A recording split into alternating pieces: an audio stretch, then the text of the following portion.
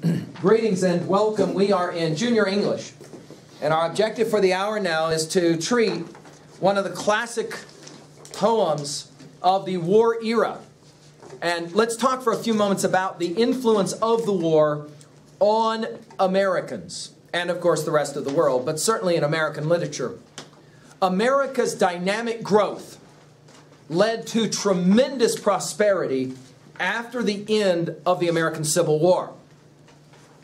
As that growth happened in America, Europe began to have its own political problems.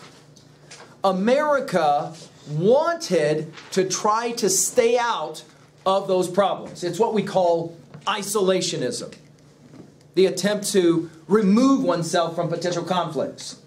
Ultimately, however, it could not be done. And in both the First World War and in the Second World War, Americans were forced to become involved in wars that were first in Europe and then, of course, in the Pacific theater as well. By the attack on Pearl Harbor, America was completely then into the war itself, and the effects on our culture were prodigious. They changed everything. These two wars changed everything about American culture. Now, to be fair, with the exception of Pearl Harbor, there was no bombs, no attack made on American soil. But Americans left America and went and fought in other parts of the world. So, for example, a young man living in Worland, Wyoming all his life, the same age as Braxton or Patrick, who had themselves been declared superstar athletes and students and persons, would upon graduation from high school be invited to join the military, where they were given small training and then put on some kind of mode of transportation, plane or ship, where all of a sudden, a month later, if not sooner, they could find themselves for the first time living in another culture entirely. We're talking about young people who maybe never even went further than Billings, Montana for a visit. And all of a sudden now, they're living in Europe, or they're living, for example, in Okinawa off of one of the bases there. And it changed everything about the way people looked at the world, right? And the experiences of going off to fight. There were different views about this experience of the fighting. Some writers were very supportive of America's involvement in the war. Other writers were not very supportive of the war. They did not like the very fact that young men were being sent off to die in a war that was not fought in America. Their argument was a pretty simple one. They said, what happens in Japan or in the South Pacific, or what happens on the fields of France, or what happens in North Africa has absolutely nothing to do with us. We should stay out of it. That was the isolationist position. It was also a position often by what we will call pacifists, individuals who believe resolving conflict by fighting and war will only lead to greater conflict. In other words, wars don't solve anything, the pacifists said. They only, if they ever stop fighting, they only stop the fighting for a brief moment in time, and then the fighting inevitably starts up again. You have to find better ways to be able to resolve the conflict. In the process of fighting these wars, tremendous technology advancements, underline the word tremendous, unbelievable amounts of dynamism happen here, especially in the area of avionics. Now, what do I mean by that term, avionics? What does that mean? Flying. Of or related to aircraft. Yes, flying.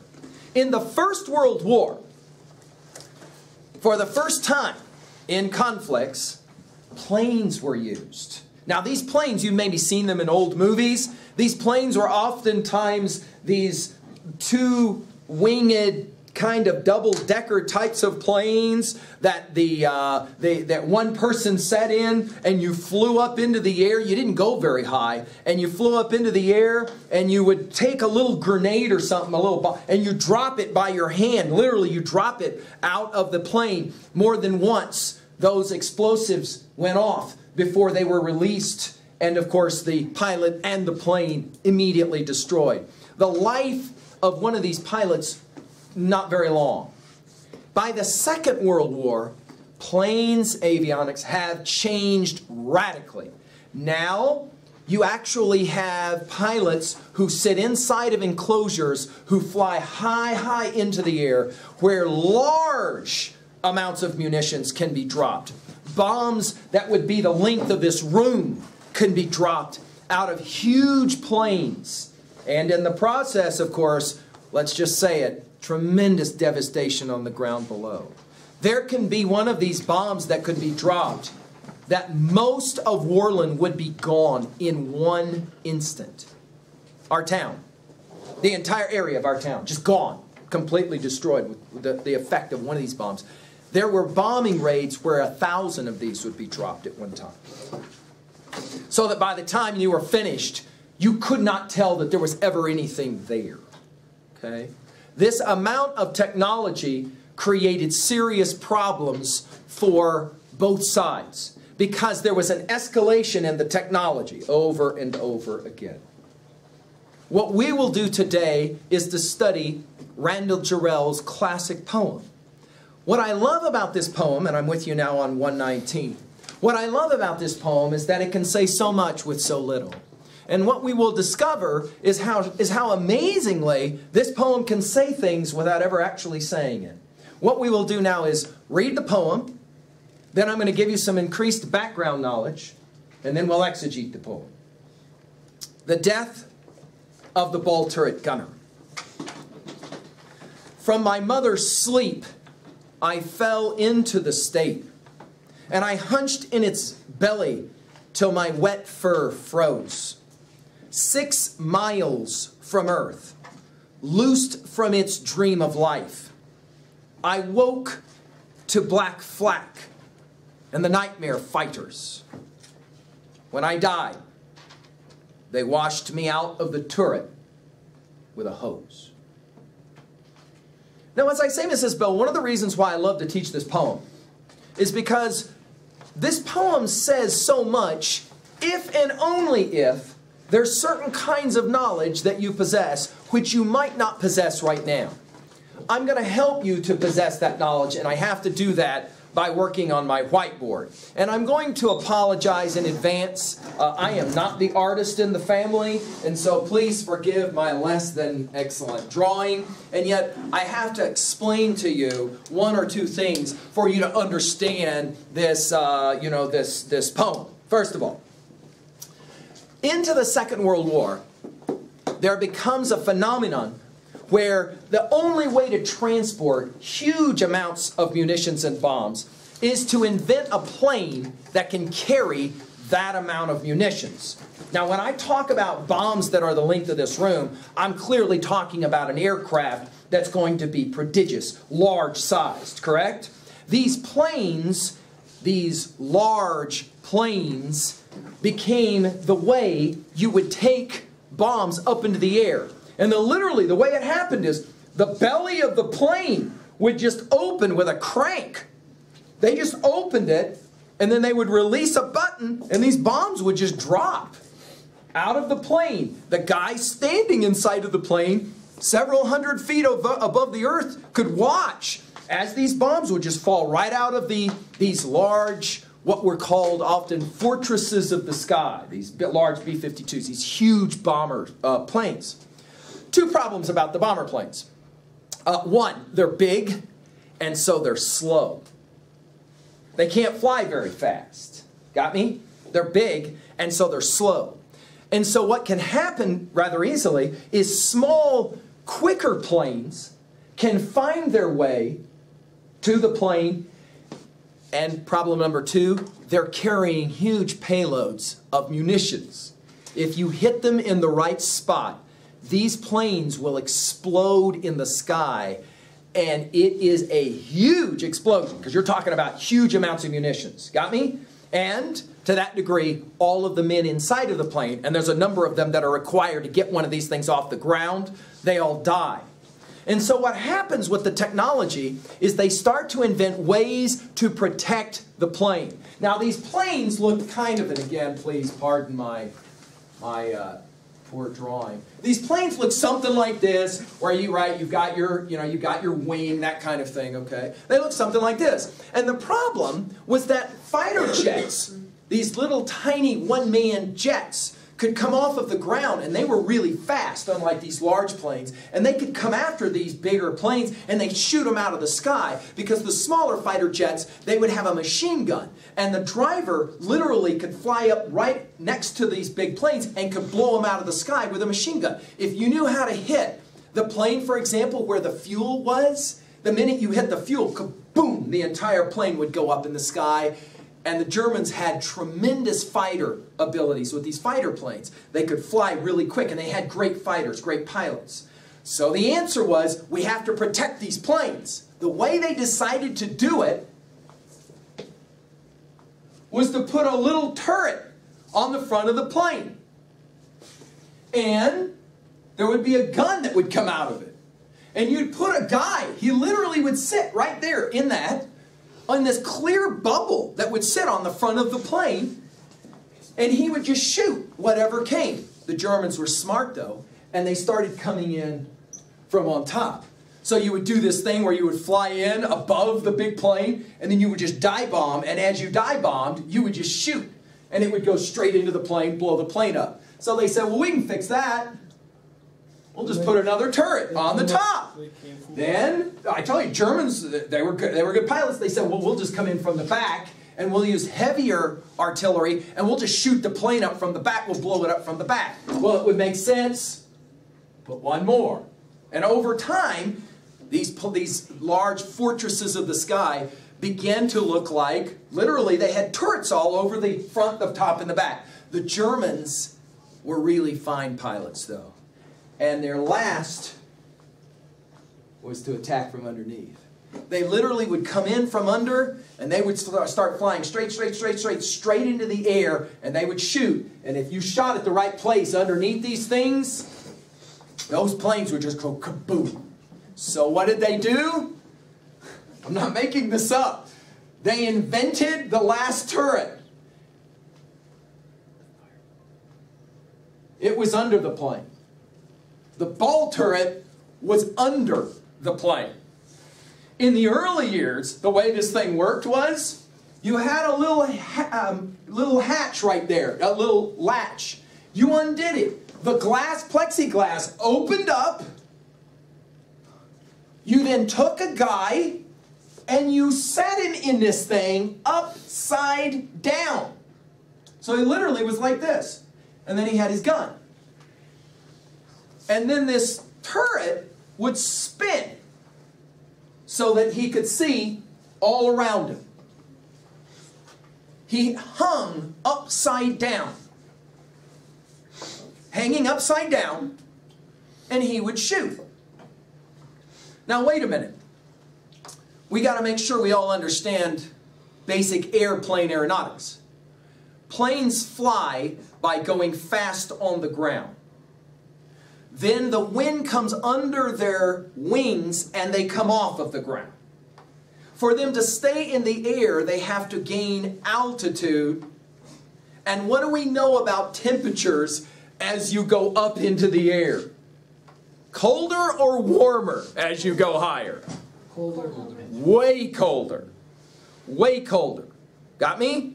Now, right now, if we were to take any guy in this class and go down to that workout room, and we were to hang him upside down, just hang him upside down, we could start counting on our watch into the minutes before he would start to report that there was all kinds of strange feelings happening in his head. Why? What do we know about the blood? And what happens when you hang upside down for very long? It all goes to your head. You got it. So these chaps were stuck inside of one of these things, hanging upside down, and then they have to fly way up high in the sky. Wait, I'm not done. Because the Germans had tremendous ability to shoot from the ground, and they did, they had these huge cannons. See, when you go to a fireworks display on July the 4th, and you watch those really, if you've ever been privileged to see the ones where the ground shakes because the cannon is so loud when it shoots that stuff high into the air. Oh, that's so cool. They invented fireworks just so we could watch. No. Where did fireworks originally come from? Invented in the war. And the reason was simple. They could shoot these large munitions from the ground, the Germans did, and they could actually knock these planes out of the sky with these huge cannons. Because that was the case, the Allies started to fly at night to McGee.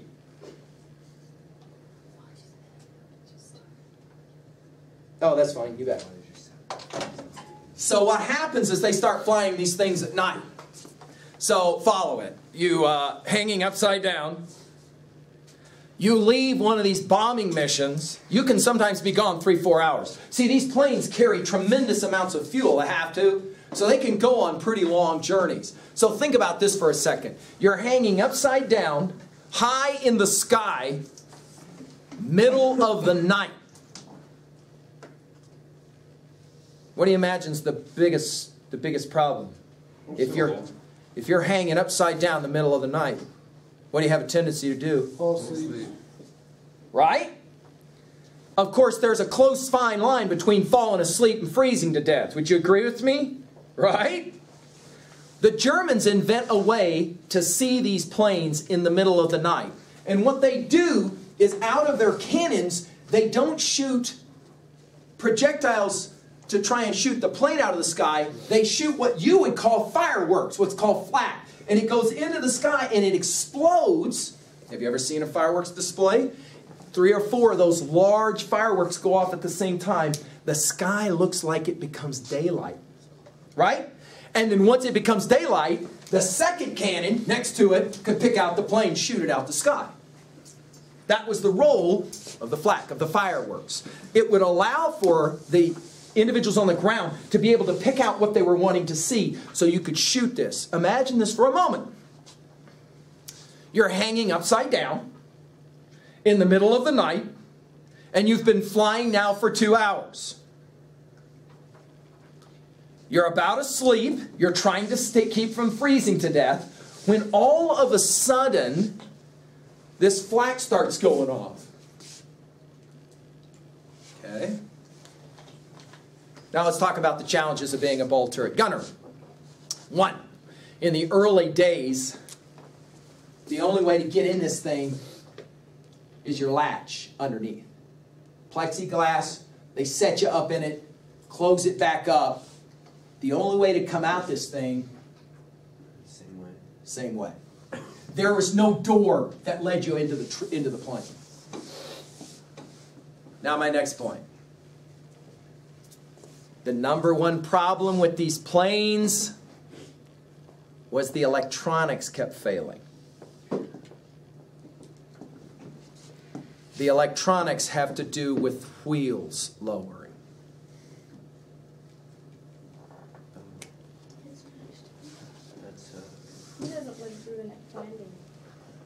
But the planes were so big. We're talking about the inside of the plane, starting in this room and finishing somewhere on the in the commons area. That's how big the planes are. You literally can drive tanks up inside these planes. That's how big they are. They're huge, huge planes.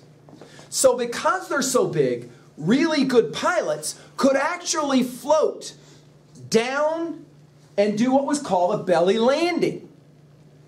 You literally landed on the belly of the plane and you just skid along the ground. And you just come to a stop. And a good pilot could do that without blowing the plane up and therefore saving the lives of everybody inside of the plane. Question. Who's the first guy who's going to know the wheels ain't working? It ain't going to be the pilot. Who's the first guy that knows? Right? Happened all the time. Happened all the time. Of course, think about this. See, I'll say this to you, what I've said to you before. Some of my colleagues will say, none of those kids today are patriotic. And I will say, well, that's because we haven't given them a reason to be patriotic. Let me give you a reason to be patriotic. Are you ready for this? The Germans figured out the number one person they needed to gun down, first and foremost, was this guy. If you could take him out, then you could destroy those planes out of the sky. Number one target was this cat, hanging upside down, flying miles above the ground. In the middle of the night often. And the sign up for that was filled. Filled. Why? Because they didn't live very long. If you could do 5 missions, you had done something amazing.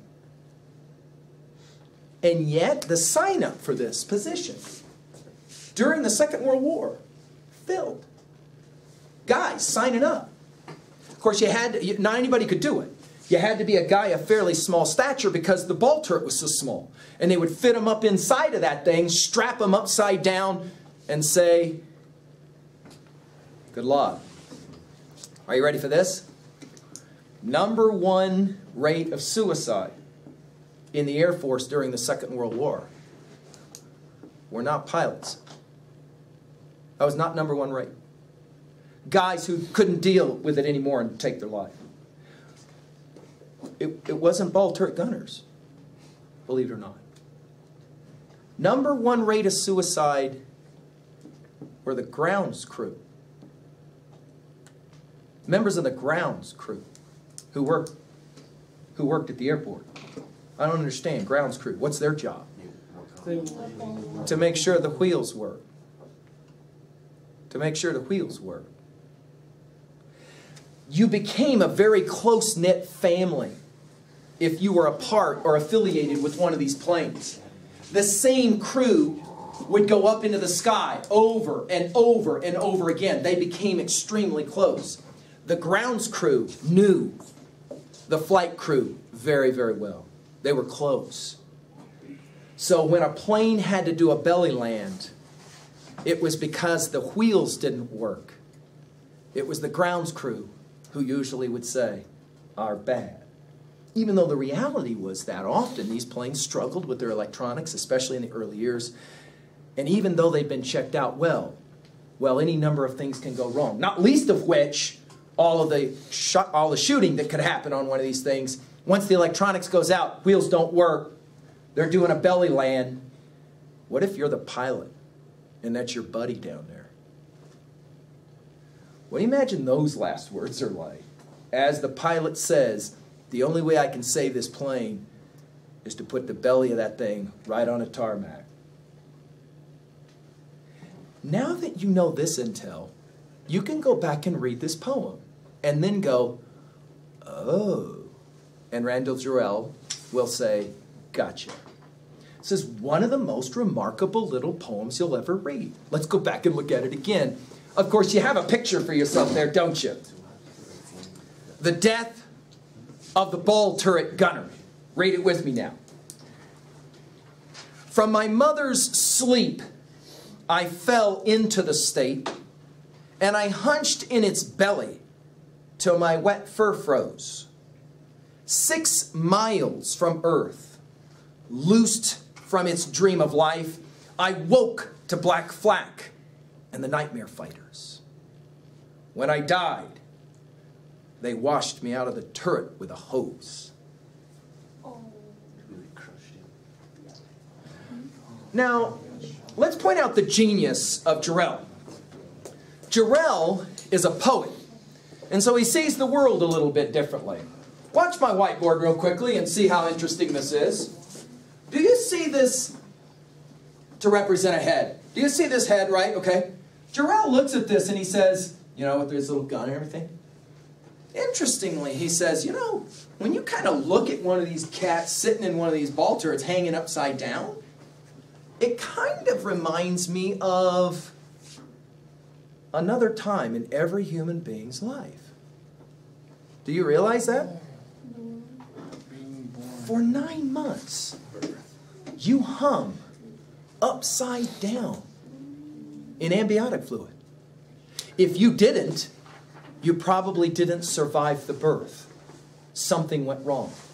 The only way you could really be born properly is for your little head to start turning down towards your mother's birthing canal, and you would hang literally in fluid upside down. Like a gunner in a ball turret. We know that the majority of the guys who ended up getting this job were young. Were young. Because they were smaller then, when they're younger.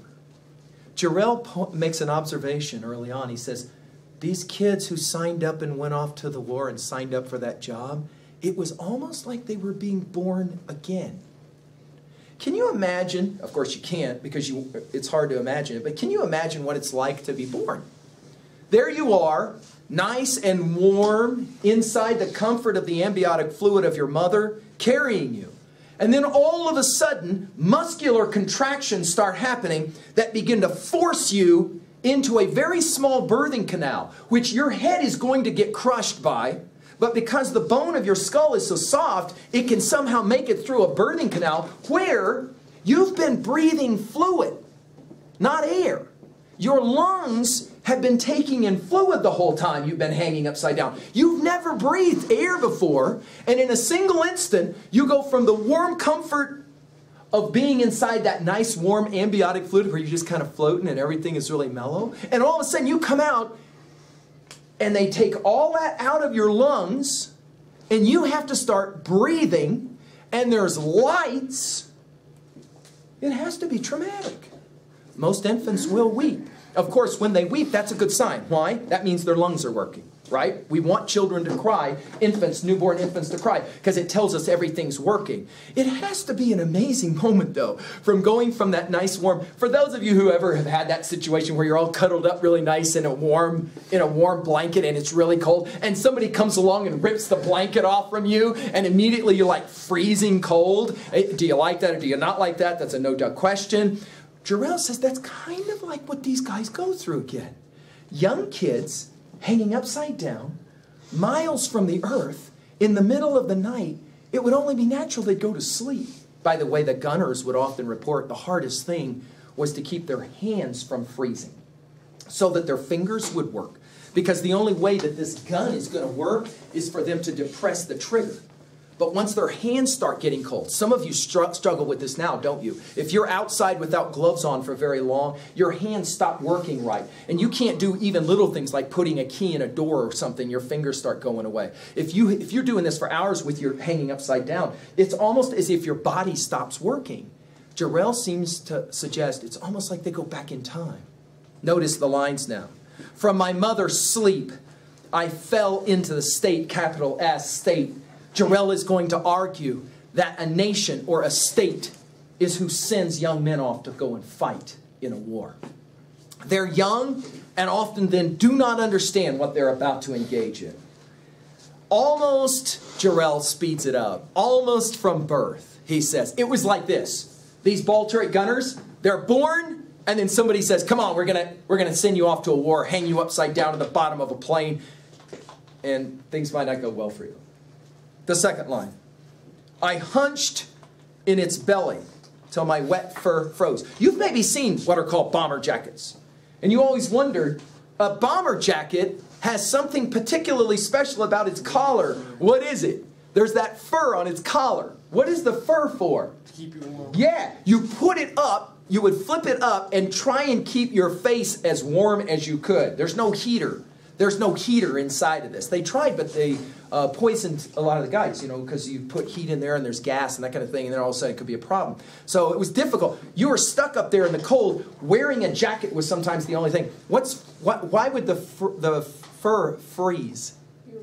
Your breath. You got it. So you're breathing, and the fur on the jacket collar, and so you're freezing, and it starts to freeze, right? Take a look at the second line. What does hunching in the belly mean? And what image is here? Crouched. You're crouched. You're upside down. You're in the belly of the You very much look like what you must have looked like when you were carried in your mother's womb. Look at the third line. 6 miles from earth, loosed from its dream of life, I woke to black flak and the nightmare fighters. What is black flak? Nothing. It has to have been just a bizarre thing. There you are. If any of you have ever, as children, can remember going to sleep when you were in a vehicle because the hum of the car, you know, the hum of the engine. These planes will obviously have a hum as well. So there you are hanging upside down in the middle of the night, and it's humming enough that you find yourself asleep when all of a sudden one of these cannons goes off, kaboom, and then you got the night sky lit up, and then all of a sudden here come the planes at night. The nightmare fighters are coming after you, and you know you're the first one's going to be shot at. And the only thing you can do is shoot back and pray you don't run out of bullets, which of course you're going to do, because you can't carry that much munition inside the turret. So all you can do is hope that before you go, you can take out a few of the fighters. The next line. When I died, they washed me out of the turret with a hose. What's that about? Well, let's ask a simple question. Who is the they? It's what we call the antecedent to the pronoun they. The ground crew. They washed me out of the turret with a hose. Who is the they? Ground crew. Yeah, that's our ground crew. What do you mean, washed me out of the turret with a hose? That's all his blood was.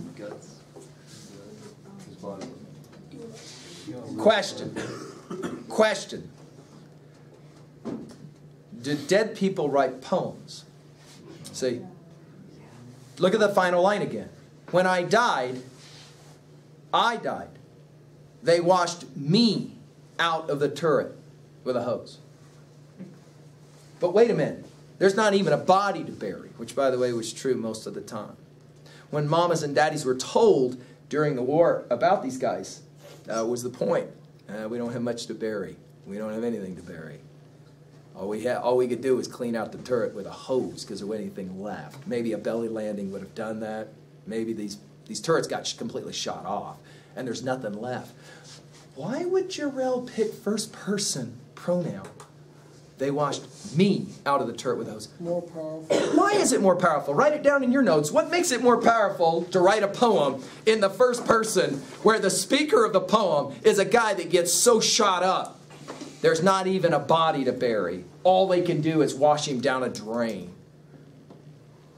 In a footnote to this poem, Randall Jarrell made some observations about the kind of hose they used. Now let's talk about tone real quickly. This poem has an interesting tone to it. If your mama says to you, don't use that tone of voice with me, what does that mean? It doesn't mean that it's the words necessarily you spoke as much as what? How you said those words. That's what we mean by tone.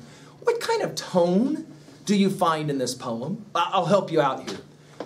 Do you find at any point in this poem that the speaker of the poem says, sending kids off to war to have them die is a really terrible thing to do to them? Do you find that tone in this poem? No. Notice, war really is a terrible thing. Do you find that tone in this poem? No. Notice the very matter-of-fact tone. When I was young, they put me upside down, just like rebirth in a plane. When I died, they washed me out of the turret with a hose. Let's go to 2A. What's the point of a poem like this? What point is Randall Jarrell making about war? About the gentlemen who fought in the war? Especially the young people who fought in the war? And I've had juniors that say, the next time